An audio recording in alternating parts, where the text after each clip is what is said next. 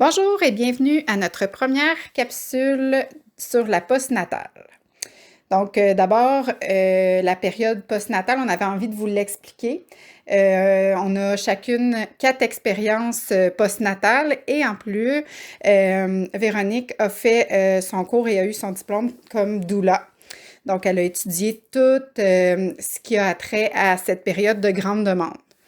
Qu'on l'appelle le 4e trimestre, 40 premiers jours, période postnatale, postpartum, golden month. C'est tous des termes associés à cette période de grande transformation. On donne le titre de période postnatale aux 3 mois qui suivent l'accouchement. C'est une période de grand changement pour la femme, tant au niveau physique, bien sûr, mais aussi au point de vue cérébral, hormonal et émotionnel. C'est une période où la femme, nouvellement mère, a perdu ses repères.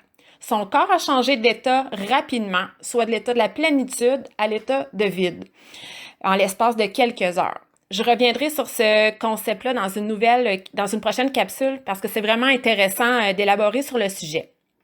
On s'entend, l'accouchement en soi est exigeant.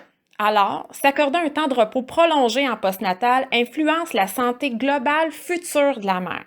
C'est donc primordial de prendre un temps de repos après avoir accouché. C'est un moment où on devrait se reposer. Les réveils fréquents la nuit, la perte de repères sont suffisants pour fatiguer la femme.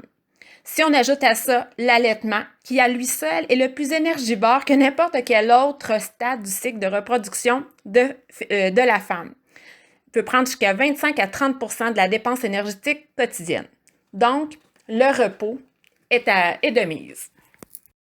Donc, pour pouvoir prendre ces moments de repos, il faut d'abord préparer et planifier notre période postnatale dans le but de la vivre dans le respect de soi, la lenteur, l'harmonie, la douceur et l'amour de soi.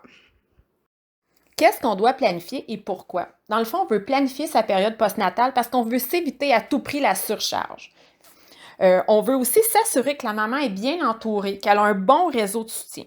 On veut aussi, quand on la prépare ou on la planifie, on veut que le couple parle aussi, donne des attentes claires un vis-à-vis l'autre. Aussi, planifier le plan de visite. On va revenir avec la visite. Faire aussi un plan d'oxytocine, donc ce qui rend la maman heureuse. On va y revenir ça aussi. Et aussi, pourquoi on planifie? C'est que si on planifie bien, on va pouvoir bien en profiter.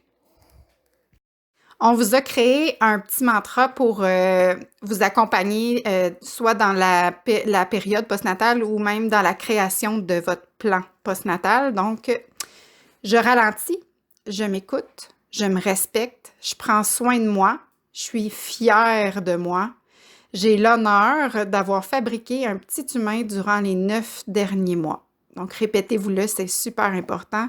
Et en plus, on ne naît pas mère, on le devient. Avec patience et amour.